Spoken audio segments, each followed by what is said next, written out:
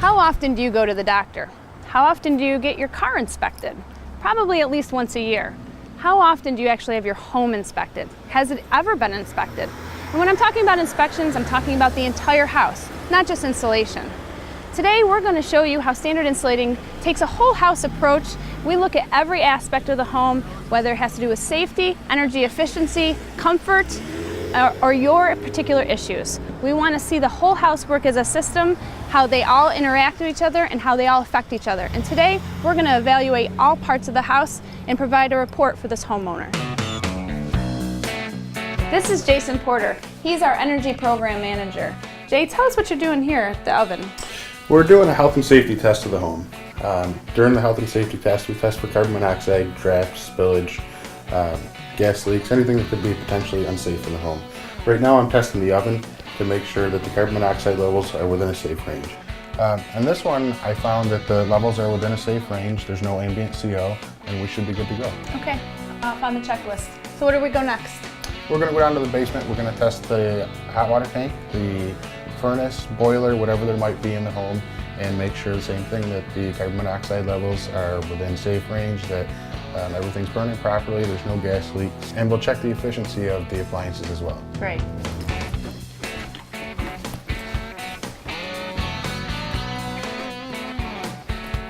So Jay, now that we're down in the basement, what's the first thing that you take a look at? Well, when I come down in the basement, I take a quick look around, I look for any potential hazards, knotted tube wiring, asbestos, something like that, moisture problems. And then I take a look at the furnace and the hot water tank, look for any obvious signs of any potential danger. Okay. I get some information off from them, and then I proceed with testing. Okay. One easy way to tell if your appliances have ever been tested is to take a look at your flue pipe. If your flue pipe has a hole drilled in it, it's a sure tell sign that you have had a test and it's been tested for combustion and efficiency. Another appliance that we test in the basement is the hot water tank. What are some of the things a homeowner might do to come down and look at their own hot water tank to maybe think that they should get it evaluated? Well, with this one here, you can see that the flue pipe actually pitches downward. We actually want an upward pitch to the flue pipe, which helps the exhaust gases go up and out the chimney. So that's one thing that you could look at to see if there's any potential problems. Another thing that you could do is look down around the base, and you can typically tell if there's spillage. Spillage is when the exhaust gases aren't going out of the house and up through the chimney. You'll see rings around here. These little plastic pieces will be melted sometimes. Okay. Another test that we do is we test all the gas lines to make sure that there's no gas leaks. So what happens if you find a gas leak? Well, it depends. We may need to call National Grid, Okay. or we could possibly just get somebody in here quick and take care of it. Okay, great. Another thing that we can do while we're down here is take a look around for any air leakage. In this instance, there's a window that's clearly leaking some air there. We'll take a look at the rim joist, any air sealing that can be done in general. Thanks, Jason. Now we're going to go see Jeff, and we're going to talk about the insulation and air sealing that this house may need. This is Jeff Reese. He's one of our energy consultants, and we're in an attic of the house we're evaluating right now. What are you finding, Jeff? Well, we've got about a 100-year-old house or so that looks like it was insulated back in the 70s during the energy crisis. What's here has settled and is not getting the job done anymore, so we're just trying to figure out what can be done to bring this up to today's standards. Okay. This attic actually has a floor on it, so how would we go about doing that? We can actually blow insulation under the floor. Just to take off a strip of the flooring and blow it into each floor cavity there and pack it tight with cellulose. Okay, so we can get the energy value that the space provides for us. Yeah, and that actually will do a good job. Yeah. What other things in a floored attic like this should we be concerned Well, about? I mean, this is where you're stopping the heat, so the other thing to think about is the staircase where the heat's coming up. We want to make sure that that's sealed off from the rest of the living space. Okay. So we can insulate the walls in there, insulate the underside of the staircase.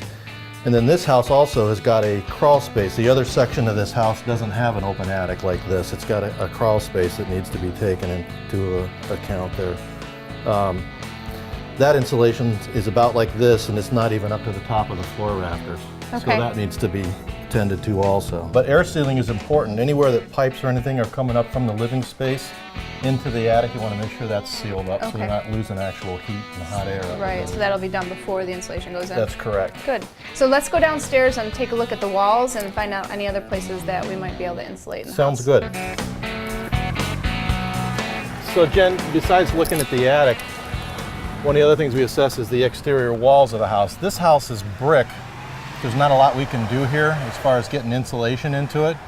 If this was a typical house with vinyl siding or cedar shakes or something, we can take those apart and get insulation, inject it right into the walls. They call it dense packing. It's kind of hard to tell what's in the wall in the summertime. Sometimes we can take outlets off and try to look in, or look in the basement if the insulation has come out in the bottom.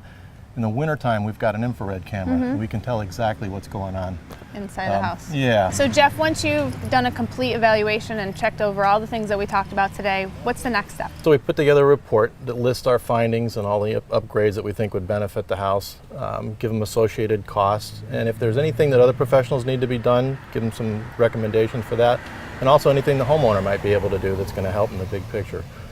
But figure out what's the best thing to do for the house and promise to save them some money here. Thank you, Jeff. When you call Standard Insulating, you're not just getting an estimate for insulation, you're getting your whole house evaluated. We're interested in how the whole system works together, and we have a great team of people that can do that for you. Give Standard Insulating a call. Let's do a whole house check on your home.